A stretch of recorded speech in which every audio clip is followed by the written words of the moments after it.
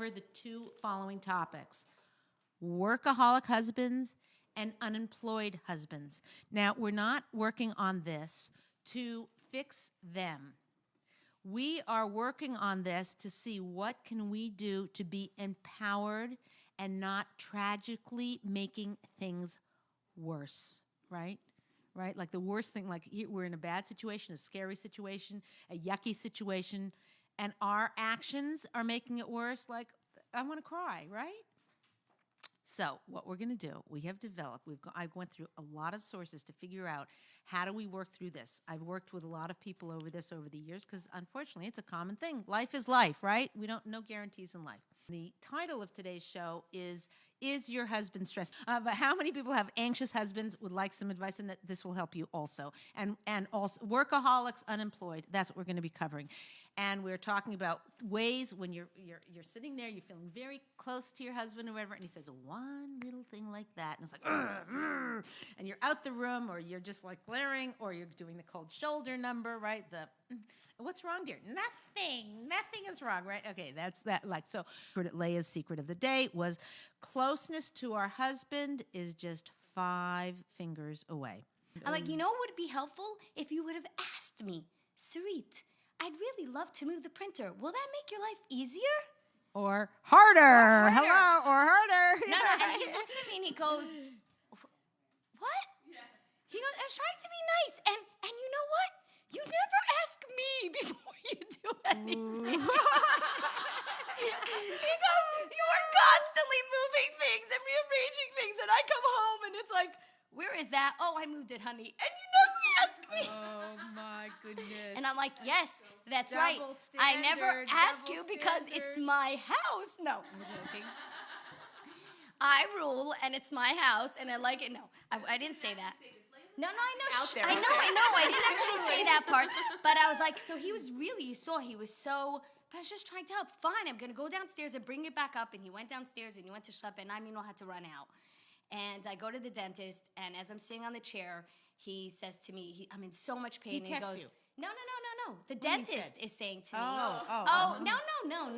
The dentist is saying to me, oh, I'm so sorry, but you need a root canal. And then I went from there to an emergency root canal where I sat for 3 hours with my mouth opened. All I was saying was, as I'm sitting with my mouth open like that, I'm like, oh, Hashem, God, I deserve this. I opened my mouth, and I shouldn't have. And this really? No. As my mouth is open. Sarit, don't even go there. No, that's a joke. I didn't think like okay, that, but that was a joke. That was a joke. Scratch that from your memory. But wait. Trust me, your husband doesn't want to pay for it. No, I know. It's more painful for him than for you. No. But I did. More than 3 But hours I to pay did for then that. text him. Oh, I'm having such a bad day. I'm in a root canal, and he goes like, oh my gosh, I feel so bad. And when I came home, I right away said to him, I said, I'm really sorry. I totally jumped down your throat this morning, and you really tried to help me. And he goes, yeah, you really did. He was like, you really went at me. And he goes, you took me by surprise because I thought I was being so nice. And I said, I'm really sorry. And I said, I have a lot of pain now in my mouth. So I probably won't be able to yell at you for a couple of days. So I think you're good for a little bit. But yeah, I totally didn't. I failed. Wow. I used my hand, but in the totally wrong way. She used her hand I pushed, instead of this. I pushed instead of bringing forward. But I'll take another week. I was at a wedding this past week, and it was really cool because you're talking about the whole hand, and it was like right under the chuppah, the bride sticks out her index finger to the chassan. She's pointing at him, right? And then he puts the ring on, and then she curls it in. And so either you could use it either as a pointer for directions, pointing. Yeah. That's the last time you're point, or not. Yeah. But then it's she's pointing at him, but then bringing it into her, she's bringing him to her. He puts the ring on her finger, and then she curled it like this so it wouldn't fall off. It doesn't fall off, and she's holding. But it's she's also pointing at herself. It's so interesting. But she's pointing to him to bring him in closer to her. And it's from the start of the marriage. We have a lot of people weeping here. Pass out the tissues. That's so touching. Very sweet. Wow. So it just went through my head. Wow. Okay. Well, this is good with the hand. Okay. Who else? Anyone else do the homework? We all failed this week, obviously. Hello, All obviously. room of people who did. So funny last night. It wasn't really with the homework. It was so funny. It was just hilarious. We went to the winery. It was like an hour drive, and my husband wanted to take care of some stuff on the way, so I drove, which never happens. Like, we're always talking about the husbands driving, but that's because we really never do like the long drive. I did the long drive. It was like from a movie how funny it was, because like he was freaking out from me driving, and I couldn't stop laughing. I'm like, oh my goodness, this is what we learned in our marriage class, but it's opposite. This is so funny. I thought it was hilarious, and he was like, I'm gonna be so nauseous by the time we get there. I'm like, you're not supposed to say that. That's not nice. And I was like, I really am a bad driver. I know I am. So like, it's not even personal, because I'm like a horrible driver. And he made me drive his car, which is like out of my comfort zone, and I don't know what I was doing. And I was horrible. I knew I was horrible, so like it wasn't personal, because like when you're not even like thinking you're good at So was he making comments that you would have made, and now you see what it feels like? So I don't really get nervous when he's driving, except the cop thing, remember? Like, otherwise it doesn't, I don't really have that thing with him with the driving. I think he's a better driver than me, so it doesn't really happen so much. But I know I'm a bad driver, so it was just You're Canadian. comical. It was so comical. So I was like, we learned in our marriage class, I mean, people say that's their husband. You're not supposed to say it's not nice. I'm doing my best here. And that truck is really encroaching on my space. And like, I was blaming everyone else on the road. Like, I'm swerving, and like, and he's like, oh my goodness, okay. And he drove home, yeah? And he did not drive home. Oh, okay. He really had a lot to do, so he couldn't. So I drove home, and he gave me some pointers. Maybe I'm a better driver now, maybe not. But it was just really funny. So anyways, I think the thing that helped us not get into conflict was I didn't take it personally, which is always helpful. That you can't always control. But that's a humor, good lesson, actually. Humor was great. Like when he'd be like, "No, you're really like I'm nauseous. This is horrible." I was like, yeah, I know. I'm like so bad. This is really comical. I'm just a bad driver. It was just funny, just joking about it's it good and that laughing. it's kind of comical that when you bring that in. For me, yeah, I don't know makes how it. comical it was. Was for he? me. Was he okay? Was he? He was joking around here's too. the thing, He was joking around too. What I don't know if anyone else is picking up on what this is. This is like miraculous, because do you know what you could have done in that car when you were driving? And he said, "I'm getting a little nauseous." You say, "Well, da da da da." You could have had a I tell whole you how to attitude. drive. But And I the don't truth tell of the you matter how is to drive. It's That's very stressful right. for me. Like I wasn't comfortable. He has a big car. I drive a tiny car, so it was like I was nervous, but I had to do it. He had to give a shear the next day, and he had to prepare, or he wouldn't have time. So All right. he had to prepare. So I wanted to drive so that he could, but I was like very stressed about it. And I could have been like, well, I don't even want to drive. So tell us your secret. How did you not take it personally? First of all, how did you not snap at him? How did you not like? Where was it? Like, wouldn't that cause tension? Like, am I missing something? Educated now from your class. Yeah, so it was a lot of combinations of things. But the main thing, well, okay, first of all, I want him to be able to learn so that he wouldn't have to be up all night. So that was like my Motivation to be the one to drive, because normally that's out of my comfort zone, and I don't like going places where I don't know where I'm going. So that was out of my comfort zone. That was the motivation, I guess, initially. But then I guess I don't pride myself on being like a good driver. Is not something that I've worked on, and then I feel like, so it wasn't personal. And it was like, we were going out. We wanted to have a nice time. It wasn't going to be all like, like he offered, do you want me to drive after, I was like, no, I'm not letting you. This is great. I'm good. I'm going to drive home too, Wow. It was just funny. Good. So Okay. I just thought it was really funny. Thank you. Good, and good for you so the take-home message from that is it is totally predestined and whatever, that should have been a mess and a disaster and ruined the night and stress and whatever. And you handled it in such a way that it wasn't even a blip on the radar. Yay. Okay, good. Okay. So you get the medal this week. And I will try for next week. There we to go. use Okay. the So 5. next week. Now, here's the thing. Okay, we're going to go right into is your husband stressed out? Ready for fireworks? This is 4th of July. Let's go have some fireworks. Okay, so here's where we're going to go. I'm going to start with a story. We're going to cover unemployed, workaholics, and anxious husband. We're starting with unemployed because it's I have a really powerful story that takes it from whether you're whether we're a victim to the situation or whether we're empowered in the situation. Okay, so that's what we're going to learn here. Is when you have these really stressful life situations, What do we do about it? What's the wife's response? And we have some beautiful sources here today from the Torah that explain the answer to that. Okay. So I'll start with my story, and it was I couldn't remember. I think it's around 12 years ago, and actually I always change the names and dates and times and locations and whatever so that to preserve the anonymity of those who so generously share their stories with me. That's from my book. Okay, so and for those of you who are just joining us, this is Marriage Secrets. This is a book about our Masorah, our tradition. There's over 200 sources there about our tradition for having an extraordinary marriage. Bulletproof plan. Okay. Find it on ArtScroll or Amazon.com. Thank you. She's the and write a review on Amazon. Oh please. yeah, We'd a love positive your review. reviews. Yeah, we need more reviews, guys. Yeah, we need so definitely go want on it's like and hello, like write it up. I'm gonna cry. That's okay, fine. They're just so happy reading it at home. They don't take the time to go back. Whatever. Okay. So here's the story. This woman, I'm at a wedding about 12 years ago, and the one of my students brings up another lady and says, Leah, can you help her out? Her name's Bela, and she's having some difficulty. And I thought maybe you could help with her. So, I'm sitting there. We're all waiting for everybody to come out. The dinner is not served yet, whatever. We're standing there. So we're in the hall, and the other lady goes away, and she tells me the following story. She said that her husband worked in some kind of construction. This is not really what he did. He was in construction, and he had been out of work for 7 months. And not only was it so stressful that he was out of work, but he also it's not like he wasn't trying, but like he slept late.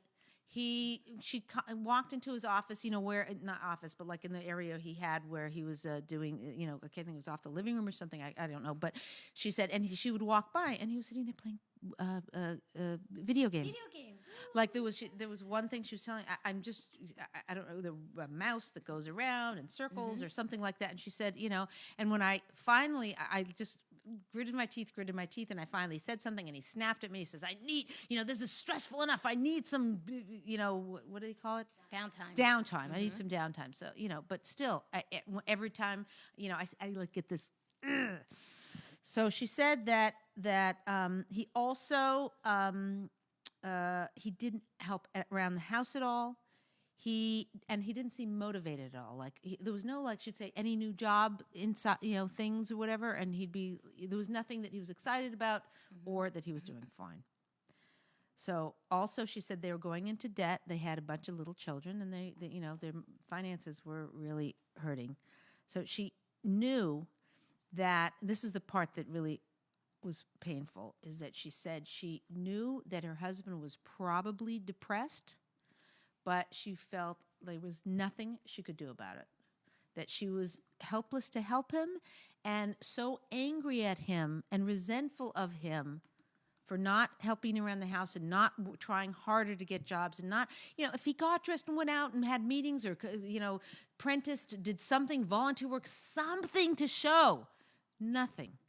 And so she just was basically resentful and angry at him most of the time and doing most of the housework and running everything, and she did work also. So she said that's where she was holding, and that's where she's been holding for like the last 7 months. For the first month, there was a lot of hope and a lot of, whatever, and he was more motivated. But for the last 6 months, he's just been going downhill.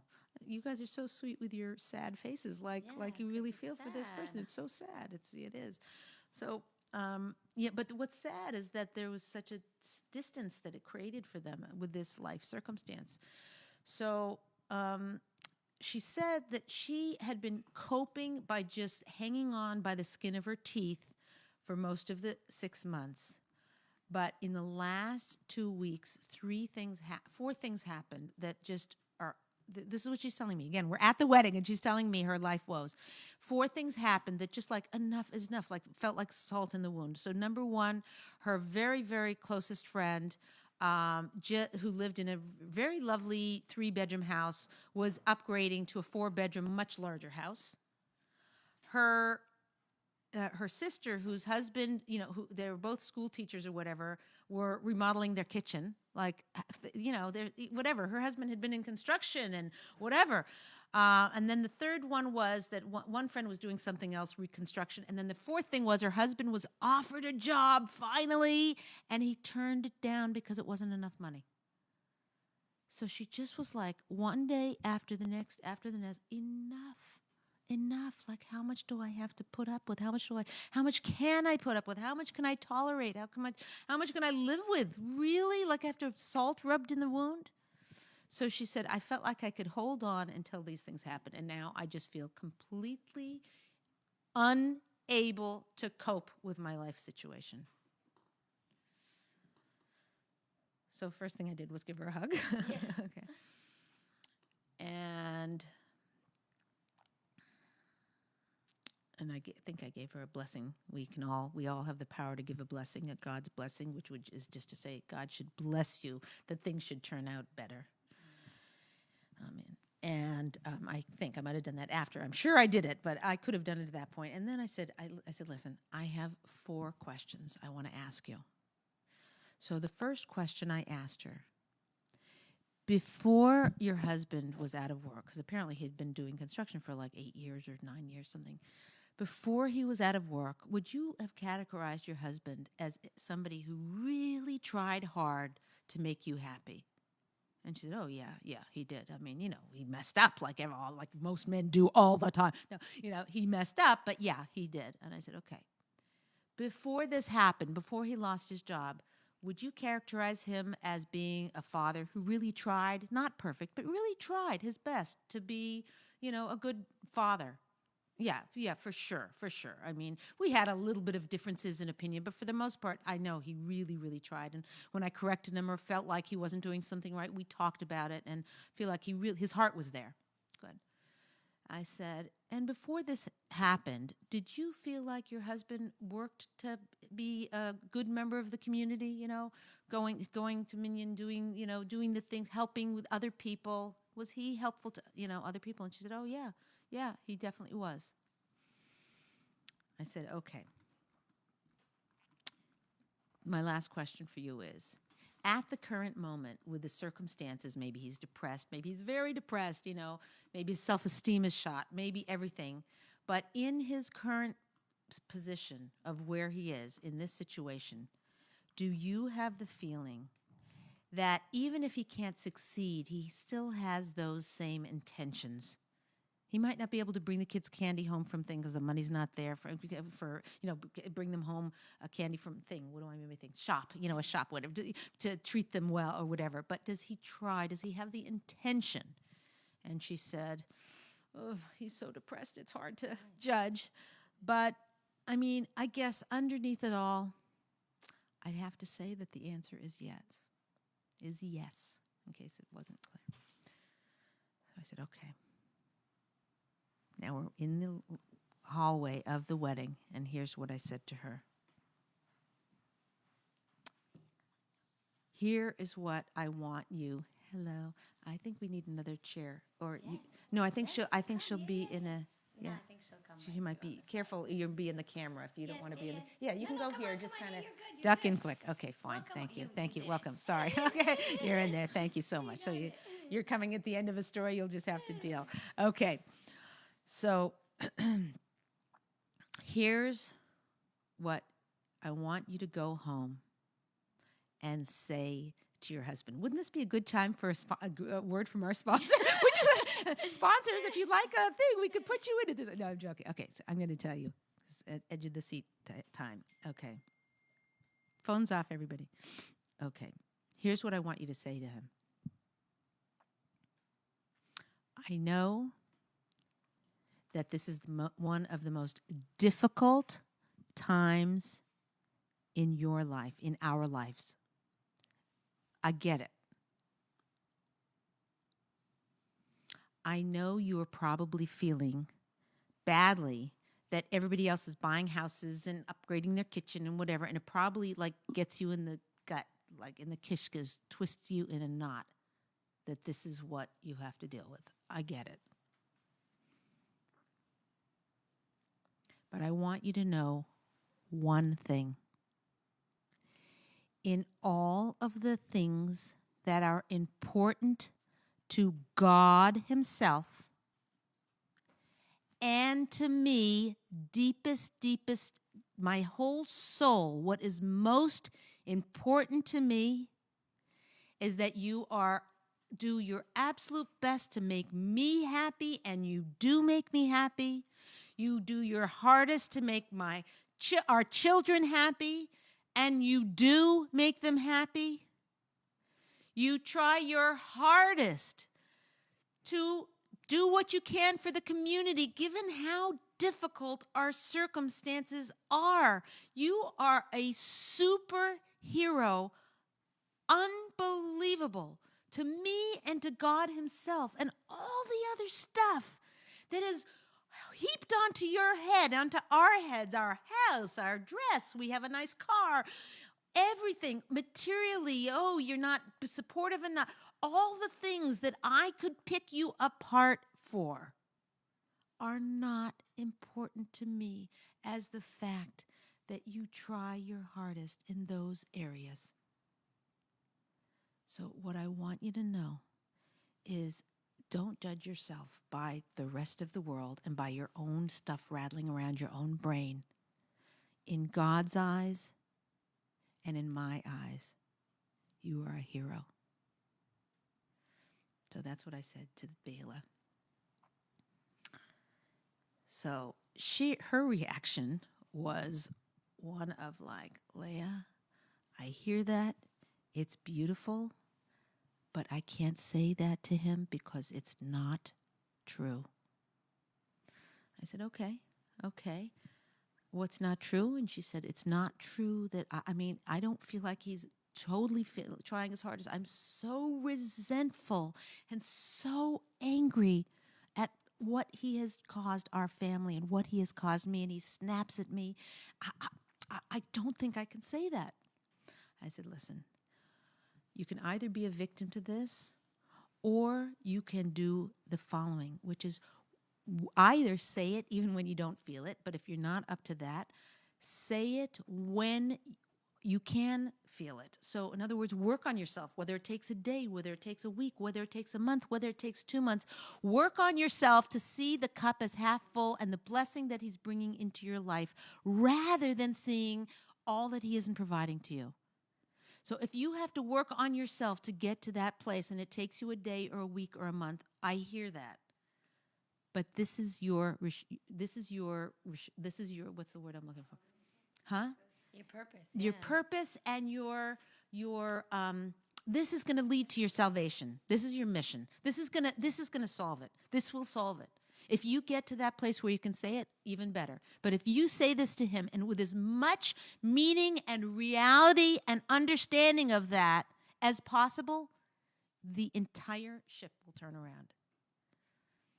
So she said, I hear. And so she went away. I had a feeling she walked away a little annoyed because I don't know what she wanted from me, but that because it entailed something from her. But we know from our sources that's exactly what our job is to bring comfort to our husband. I'm going to share our sources with you in a minute. That's our job when our husband is going through difficulty, is to bring him comfort. Fast forward, I think it was 5 or 6 years, and I'm at another social thing. I don't even remember what it was. I'm at a social thing, and who do I clock but Bela? And I didn't know whether she was going to clock me and see me and bolt the other direction, or whether she was going to come over and report. She didn't live close to us. So she comes up to me. Oh, and I wrote down exactly what she said at the best I could remember it. So she reminded me of the story. I remembered the story. Thank you. She said it did take her a few months to get over the thing or whatever, and she finally said it to her. And she said, this is the words that she said that I thought were really, I'm paraphrasing them. I didn't write them down at the time, but it was something like, it took me a while to get over being angry at him for long enough to count my blessings. I mean, I was so angry at him, I couldn't count my blessings. So I had to get over that anger and realize this was from God and realize all the things that you had said about that the most important thing he is doing, or he's trying at least, and certainly has good intention and deserves the benefit, you have to be absolutely silent. I'm sorry, absolute silence, and that isn't a good idea. I'm so sorry. It's her first time here, so she doesn't know. I'm sorry. First time to hear, and I'm yelling at her. Okay, sorry about that. Okay, so she said it took her long enough to get over counting her blessings. Being angry with him to count your blessings. But Baruch Hashem, they finally did become financially successful then. And she said that when her husband, they had a little bit of stability in their life, their dollars were doing better and more comfortable, he said to her that her words to her that day when he said, in the eyes of God, and in my own eyes, you're doing everything right. He said to her that it was a lifeline to a drowning man. It was a lifeline to a drowning man, and he will never forget it. It picked him up when he was on the ground being stomped on by the whole world.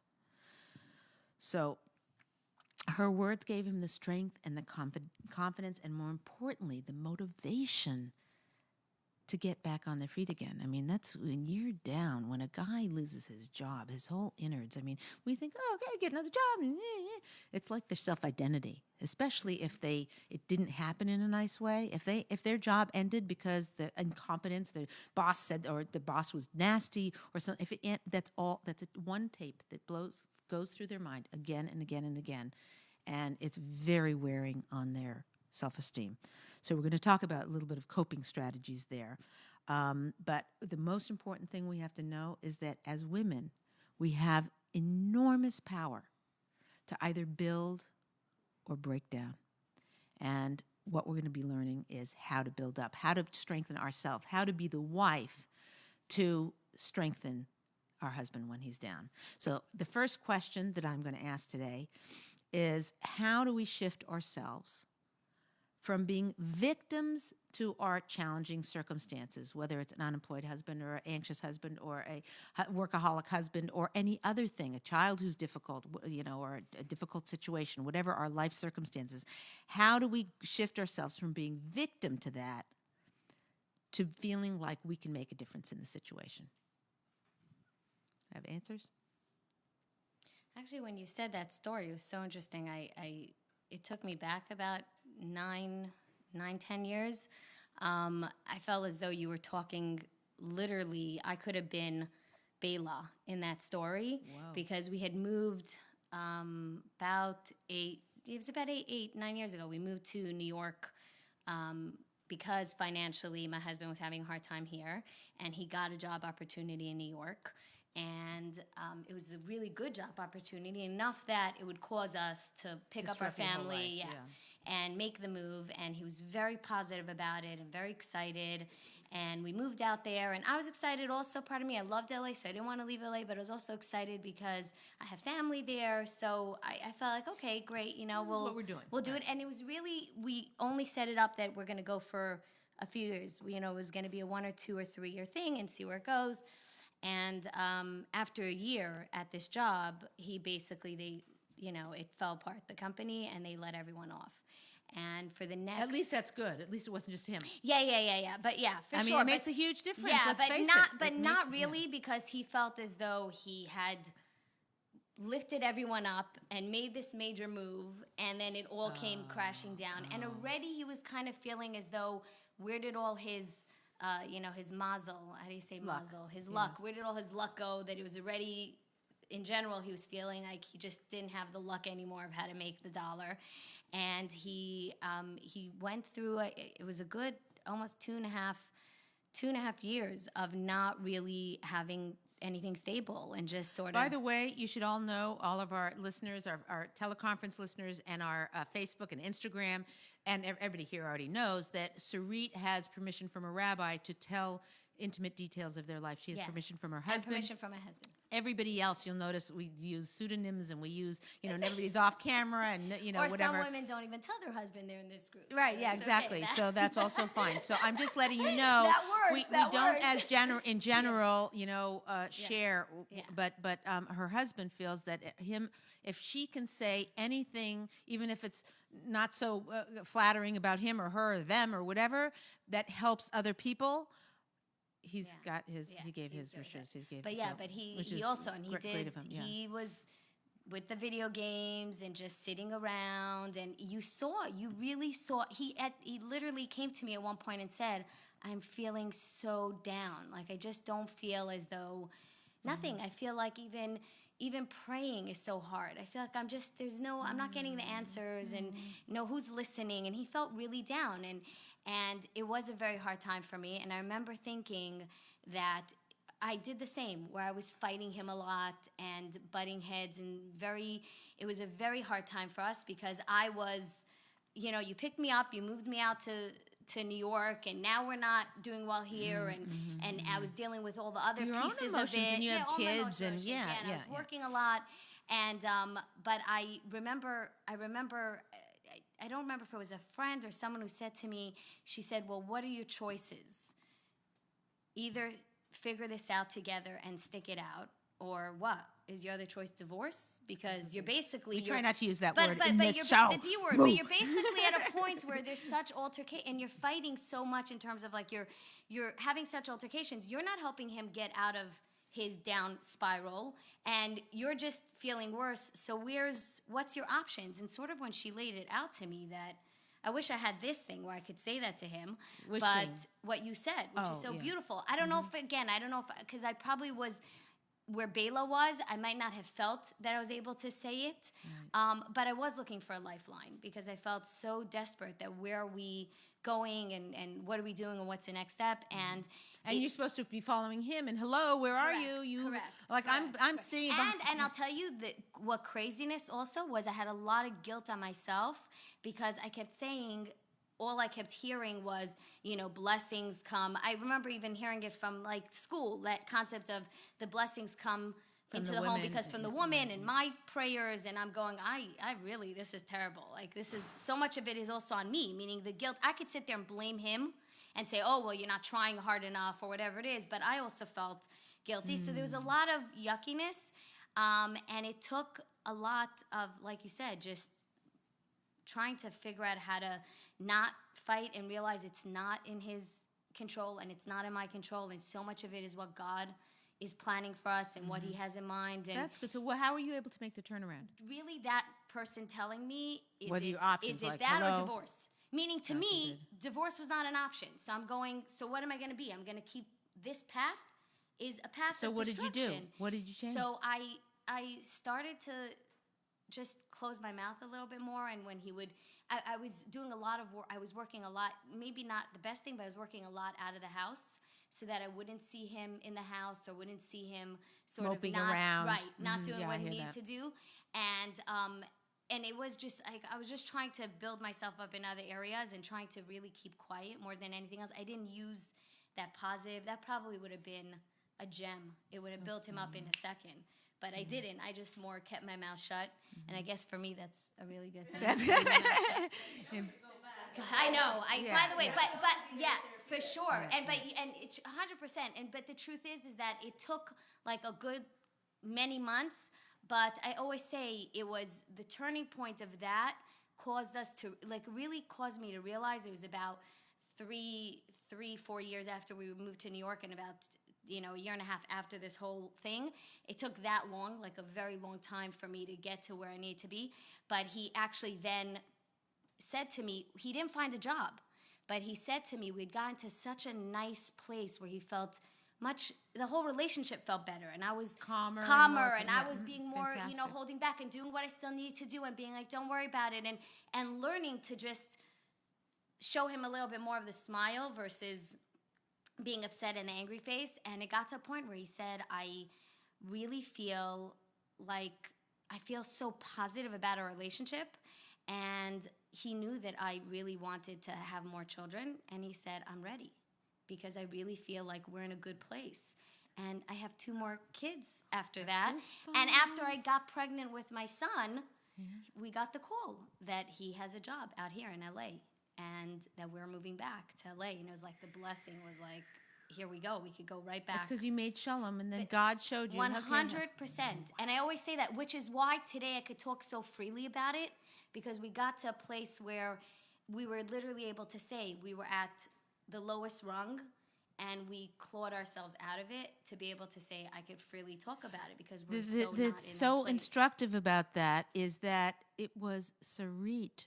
It was the wife who turned it around, you see? You know, there's a Gemara that all blessing comes from Shemaim through the husband and to the wife. And if the wife is loving and brings him in, it can shift the entire thing. The woman can get the husband a job. You hear that? The woman can get the husband a job just by comforting him. Yeah, and she could get a baby. And she get a baby. You're like, no, we want I jobs, do want we to don't tell you. want- I just want to tell you though. I just want to tell you one of the women about 3 weeks ago from New York. She had a husband who was unemployed, I think, for a good long time. I'm not sure how long. And she called. I was on the phone with her, and she said, the thing that bothers her the most is that not only is he moping around the house most of the day, and he's, not really doing what, he's not on it. He's not on his game, but not only that, but he won't even help around the house. Okay, you're home now. Right, they're depressed. But you're home now, so at least help with the dishes. At least, to get a broom. Pick up the slack. Like, at least, come on. It's so hard for them. So here's the point that we have to understand. A man, it's true for a woman too. Our identity is by, I'm a lawyer, I'm a doctor, I'm a talk show host, I'm a whatever. Our identity is wrapped up in what we do. But what's far more important to us is our relationships, like our relationship with our husband, our relationship with our kids. That's just the way men are, women are, whatever. We can have a big fight about that for hours, but whatever. The point I'm making, for a man, his work is such an integral part of who he is, his identity, his self-esteem, his self-worth. And here's the problem with asking an unemployed husband to do menial labor. When he's strong and got a great job and bringing lots of bucks, menial labor is still hard for him. He'll do it because he's, okay, whatever, it's just, what do I care? But when it comes to when he's out of work and he's got no self-esteem and he's got no identity that he can hang a hook on, and when people see him on the street or at shul or in the grocery store or whatever, oh, what are you doing? Or how about this? He goes to family functions. He's been unemployed for a year and a half. And how's it going? Oh, the loser is here. That's what he's thinking. I'm the loser. I'm the loser in the crowd. I'm the loser. So doing menial tasks is hard enough in regular time. When he's just like lying on the back, trying to survive the day, trying to breathe, and he has to stand there doing dishes, too much of an ask. I know that makes it much harder for the women. I get it. But here, let's put ourselves in their shoes for a second. Let's say that our whole identity was wrapped up in something, and we were the one. Can you imagine? You're feeling on top of the world. You got a job. Then your boss comes in and said, "Okay, that's it. I'm sorry, pink slip. You're gone." And you get home and you just like feel horrible. And now you're standing there, and it's like, will you sit there and do you mind cleaning up doing the trash and sweeping the floor? And here's a sponge. Please clean up the thing. And you're sitting there cleaning the counter like that. How far have we fallen? Because better for worse, menial tasks make people feel less than, unless they're, have guidance from the Torah where it says, these menial tasks are actually mitzvahs, they're taking care of our family and whatever. That's hard enough for us to see. It's super hard for an out-of-work guy to see. I'm just leaving that with you. I know it makes it harder on us women. Hopefully we're strong enough to withstand it. But think about if you were in that situation, right?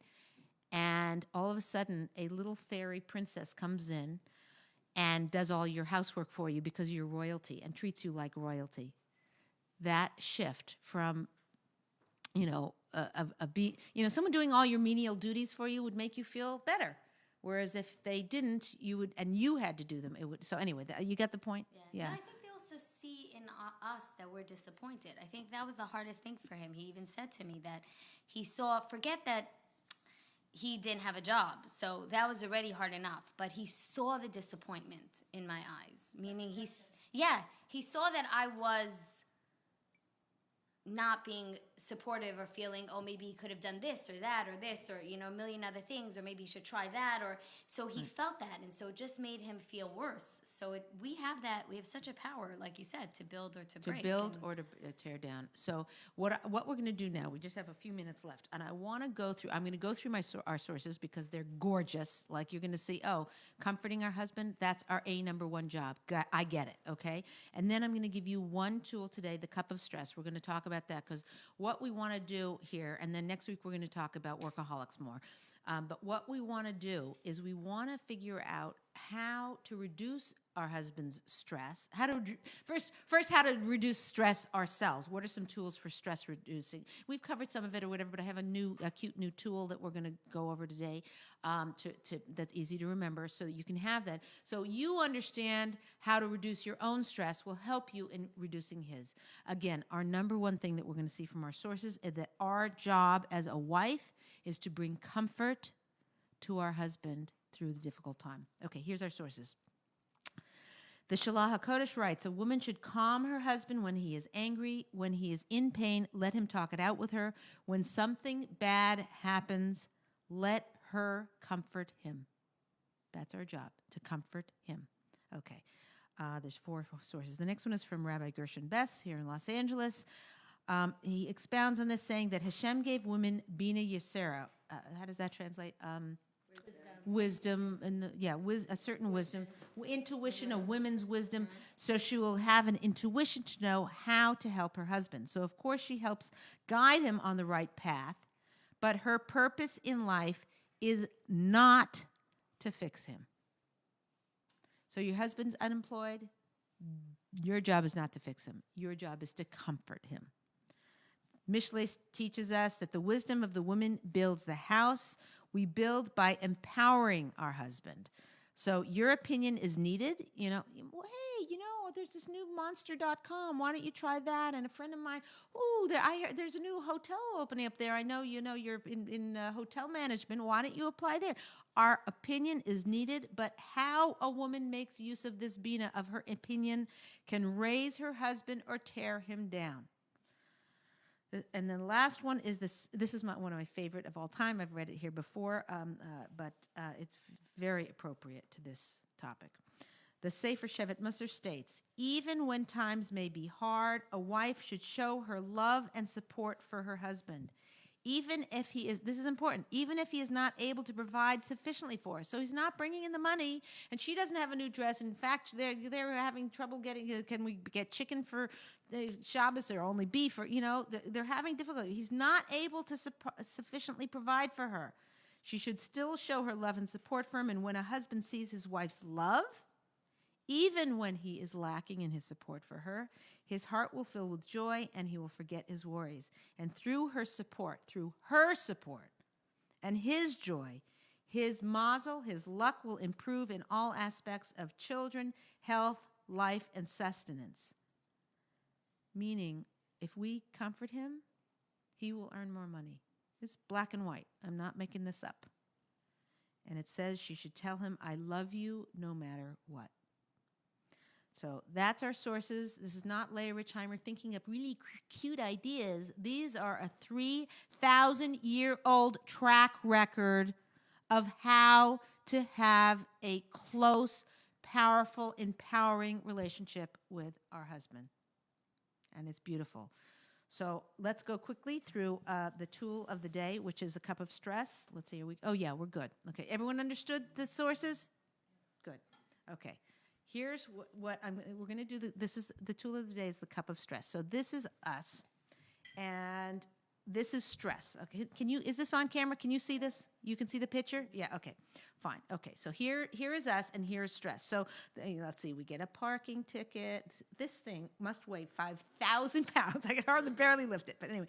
Okay, so we get a parking ticket. We have an annoying email. What else is stressful? Come on, ladies. Kids. Our kids are stressing us out. Husband is stressing us out. What else? Housekeeper quit. I just filled the cup. Fill it up. The whole cup. It's overflowing right now. It's a flood. What else? What'd you say? Get a bill in the mail. Get a bill in the mail. A bad bill in the mail. What else? Not feeling good. Stressed out. Not feeling good. What else? A call from the teacher. A call from the teacher. Okay, so fine. So we are totally stressed out. Okay, this cup is filled with stress. Now, what we want to do is we want to lower the amount of stress in this cup. So what are some ways to do it? Drink it. Drink it. Suck it up. Yeah. Swallow it. Okay. Swallow it. Yeah. So the first one a way this is there you go. See, if we're walking around now, if this stress goes over, right? That means we're losing it. That means, what did you do? It means overreacting to little things, overreacting to big things. Overreacting, being exhausted, being wiped out, snapping at people, pulling people away, pushing our husband away, criticizing, anger, driving crazy. When this cup goes over, bad. Okay? So we want to keep this cup as low as possible so if something comes along more, it doesn't overflow. How do you know you're at that point, though? Because sometimes it just, gets there. Good question. Excellent. You hear the question? Because you don't know you're there until you get angry Until and you're you like, explode, oh, whoa. right. Right. So this cup of stress, you've got a new job in your life. And this job is very easy. Once you know that this cup exists in your life, you can take care of it. If you don't know you have a stress cup, you can't take care of it.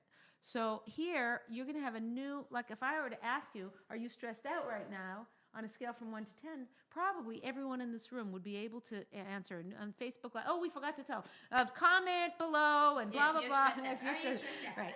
So the thing is that people don't know how stressed they don't. It's not even a measure or on their radar. They know how hungry they are. I'm starved. I'm so full. They know how hungry they are. They don't know how stressed they are. So we need to start to pay attention how stressed we are, and we want to keep this down to 4 or 5. This is an 8. Okay. At an 8, any little thing is going to set us over, and the water's going to go over. Make some holes in the cup above 5. There you go. So it leaks out. to let the stress Exactly. out. So here's how we let the stress out. Okay. For the demonstration, I'm going to just do it like this instead of making a hole because I don't want to get all wet. Okay. So here. The first thing is to relax. It's take time off, go for a walk, take a nap, listen to music, learn what works for you. So I'm going to go for a hike. Less stressful. You know what? I'm going to go for a manicure. Oh, I like that. Mm-hmm. I like that. Yeah. Go for a massage. What? Yeah. Alcohol in there? Yeah, no joke. Yeah. That would help. Did you put some vodka in there? Why? Huh? Why ice? Got to cool off. Chill out. A chill flow. But that will increase the whatever in this analogy. You're cooling off. What else can you do to get stress off? Talk to someone. Breathe. That's good. Call a friend. Talk to someone. Call a friend. Share it. Talk to someone. Hold on. I can't talk and drink at the same time. And walk and In front of my kids, when I'm stressed out with them, bedtime, whatever, I talk to Hashem. Hashem, please help me. This is very difficult. I wish my children will just listen. Talk And to then- Hashem. and then Awesome. they go to God. I should bring the cup way down in there. Okay, you so need to now. drink that up. Come on, drink. There you go. So, okay, that's one way we bring our stress down is relax. The second way is by saying no. Can everybody say that? No. I don't think people can say it. It's like, oh, I'll do that. Sure. Everybody at home, out loud, even you're in the computer room yourself. No. 1, 2, 3. No. Okay, I just want to make sure you guys can do it, okay? Say no. There is such a propensity. We want to be the good one. And the kids like, oh, you made dinner for everybody else. You finally sit down. Mom, can I have some French toast? And you want to be the good mom, and you get up. Here's what you're going to say from now on. no. You can say it nicely. Sorry, no, okay? Say no. Yeah. No, there's an apple in the refrigerator. There's an apple in the fridge. They can go eat the apple. They can do something else. Then there is ramifications By the way, to know. after a while, I'm they'll not So, talking about the physical so food. you I'm have talking to about weigh, right, about the what? complaining. Complaining, right. Hearing the Right. So you have to weigh for yourself whether saying no is the right thing to do or wrong thing to do. If there's a sick lady up the street and there, and there's 20 women on your street and they call you, oh, can you make food? And you want to be friends with her, and you want to do the right thing, and she made food for you and whatever. But right now, your kids, cut half of their hair off. Another kid has gum in their, clothing and whatever. No, you have to say no. So that's going to reduce our stress is by saying no. Okay, you're making me thirsty. Number one, you got to take care of share. yourself, then you can take care of other people. So say no. Third way to bring it down is to set boundaries. After 9 o'clock, if people are calling me, I just don't take them. I'm not saying me personally. Everybody has their own whatever. Set boundaries. That is going to be your self-care, okay? That's how you reduce it. Now, there's another way to reduce the stress here, because it's a constant battle. It's going down, going up, going down, and up. More things happen to pour it up. We're trying to keep it down. Never let it go over. Another thing we can do to make the stress not affect us so much, and we're doing a little show and tell here. You ever seen one of these things, right? You know what that is? The mug thing. That's all I could think of, right? Cover it? So no, not cover it, but like make the Cup there you bigger? go. Make the cup bigger. Extension. Extend the cup. So you can either take stressful things out of it, or you yourself can become more resilient. Okay? So increase your coping skills. So does everyone remember the first week or month they were married when you're having 2 guests for Shabbos and it was like, the Sunday before you're writing down a menu and you're looking up recipes and whatever, and you're having 2 people, like now you would even cook extra if you had 2 people, right? So your resilience and your ability to cope, your coping skills grew and got better.